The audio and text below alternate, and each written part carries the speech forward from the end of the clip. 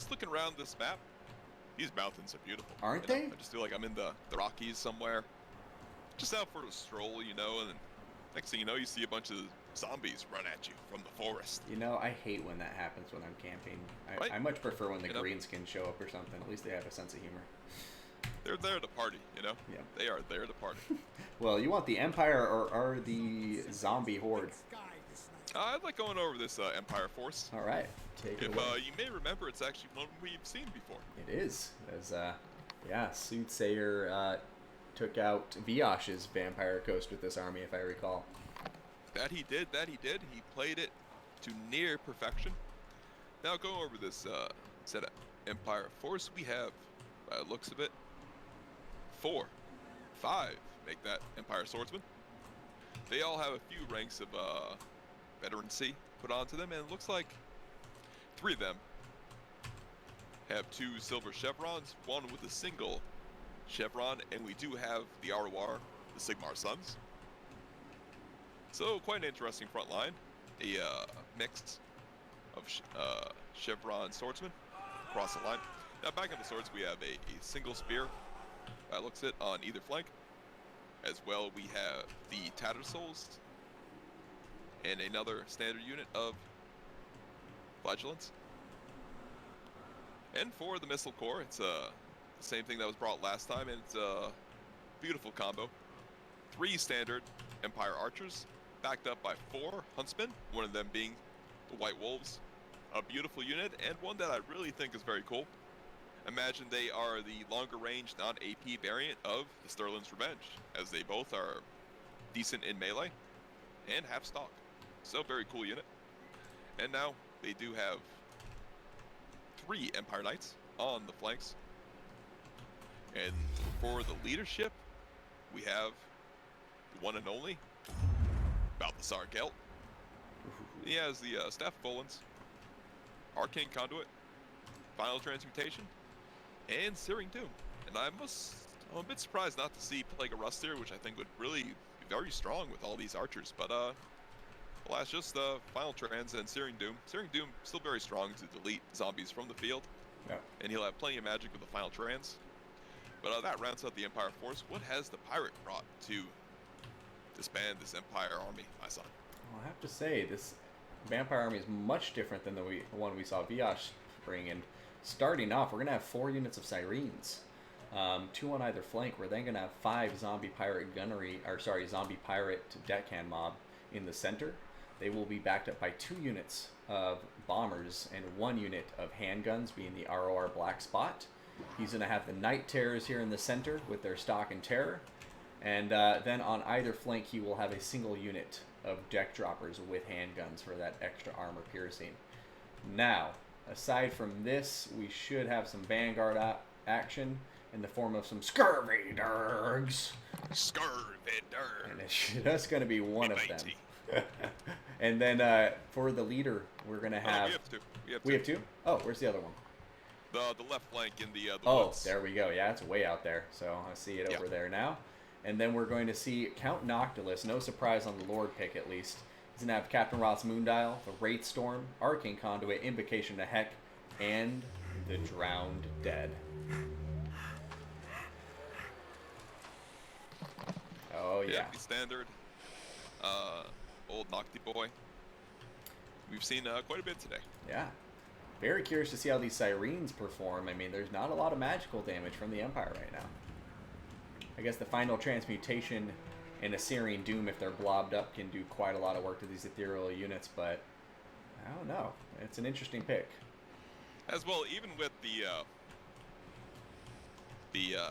physical resist, they don't have much HP, and they can be melted by archers pretty quickly, despite all that physical resist. Yeah. Sure, 75% physical resist, but only 37k, well, 3.7k HP, and that can be deleted in a hurry. Mm-hmm. But yeah, they can be pretty good to route, chaff with that terror. But with all these unbreakable units, it seems like they really just will hit a brick wall in this Empire front line, and I don't think they'll be able to break through anyway before some of these key units get melted, like the Night Terrors. Yeah. Oh, but here come the Scurvy Dirks. They've been activated in the rear lines, and then this one on the left flank is making a beeline for the archers, it seems.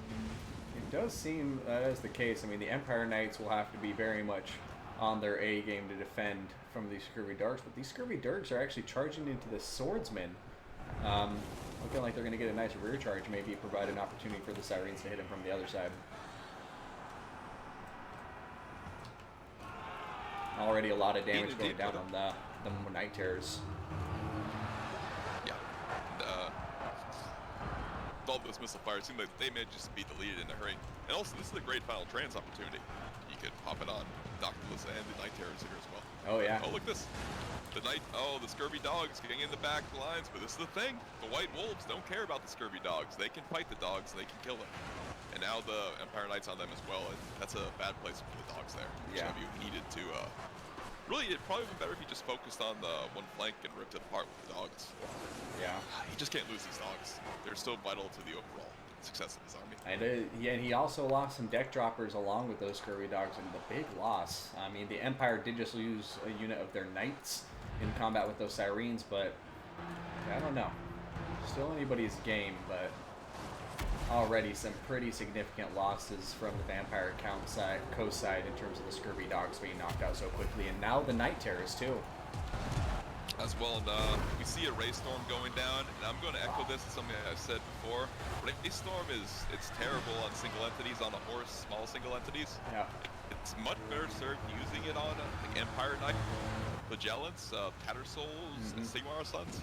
Use it on a bunch of infantry, or, you know, if you're going to kill, drop it on a single entity. Just understand it's easily dodged. Yeah. Unless it's like a dragon. Or something big, but yeah. No, couldn't agree more. Would have been better on some Huntsmen or Knights or something. Anything other than Balthazar there. And look at this. The Empire infantry into the back lines, chasing away the bombers and the black spot. That's yeah. It's a huge pickup. Absolutely, and that could just be spell doom for the Vampire Counts as they've lost the Night Terrors. They're losing the guns and the support for this zombie force, and yeah. And the Sirens, like you say, in spite of their very significant physical resistance, are just getting whittled away by the superior numbers of the Empire. Because, you know, they have the 75% physical resist, but they only have 50% of the HP. Yep. It's not terrible. Just, throw some Overwatch fire and, yeah, you know, I think the Sirens make it interesting with some terror routes on the archers here, but yeah, in the end, Balthazar Gelt, final trans, the guns getting torn up. Yeah, it will just. Yeah. The Empire will be able to find some sturdy ground somewhere and claim victory here. Yeah, and I'm just keeping an eye out for that second final trans to go down at some point. You know, Noctilus already down to half health, and when you look across the battlefield, there's just not a lot of tools left in this Vampire Coast chest. Yeah. You know. Yeah, they have a decent push with these Sirens chasing off some archers, but it's just not enough. Yeah, well, especially because the Empire has completely taken this the map control. And look, they basically own the back lines where the Vampire Coast once was. Exactly. Similar to and that's very similar to the prior game as well when Tlax brought the same army. Yeah, it's true. The Vampire Coast in the qualifier. He's just able to basically absorb the back line, you know, like all of the bombers, all of the gunners, everything's compromised. There's nothing but Sirens, some tattered deck droppers, and then, of course, Noctilus. But Noctilus cannot take on the rest of this force, and, you know, I think we're going to see our first GG here going to Soothsayer. And I think, yeah, everybody's right in the chat, and you're absolutely right. This is just, in my opinion, a very favored Empire matchup now. Indeed. You almost need like one mortar or something to try and gain the initiative.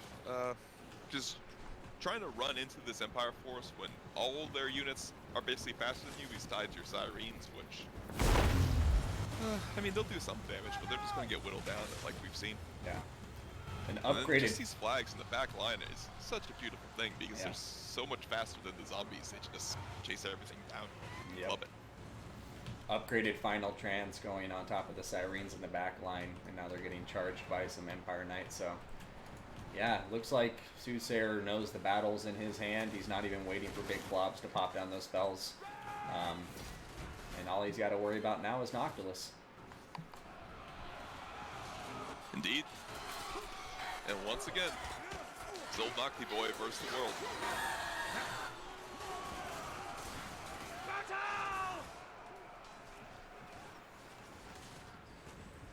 Yeah, deck droppers are done. Here comes the Wraith Storm on top of the Sigmar Suns. None shall live! Yeah, tutorials and a withdrawal. That's going to be Yeah. first game going to Soothsayer.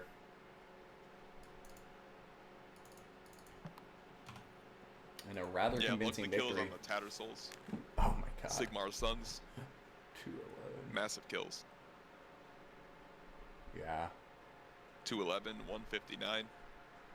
So yeah, 270 kills. Oh, 370 kills. Right there. Yeah. Really like the Empire front line. You can see Slacks has employed these ranked up swords in quite a few matchups. See, they can just cut through the deck mobs without a problem. And yeah, Huntsman just so good in this matchup. Because now you finally have the archer support, which the Vampire Coast can't snipe early on. So Yeah, exactly. And it's just so cheap because, I mean, what does an archer cost? 350 or is it 400? Yeah. Yeah, so 350. 350, that's just nothing. And once again, just seeing how effective this army is against the Vampire Coast. And this is a significantly different build than the last one we saw when he was facing Biash, but the outcome's still very much the same. Yeah. Yeah, BS had a bit more of a static build with more artillery and a few guns. Yeah. But as it was in that game, though, and as it was here, the main win conditions and the what came back to bite the Vampire Coast is a scurvy dog play was. I just don't think it was quite on plan. They were lost too early, Yeah. or without much of a trade. Like with Viash, they just were killed by Empire Knights. In this game, they ran into the White Wolves, which, yeah, it's the one thing the one missile unit they didn't want to fight. You know, Yeah. they wanted to go on any of the archers, any of the other huntsmen, but the White Wolves have good stats. Yeah. And if those dogs could just stay alive, you know, just hit and run, be annoying, pick at some of the archers, yeah. And as well as just, it's never good to send your most valuable monstrous unit, Yeah. your hardest hitting unit, straight down the pipe into the teeth of a missile force. You know, it's just, unless you have some sort of grand plan to make it work, it's most likely you're just going to get shredded. Yep.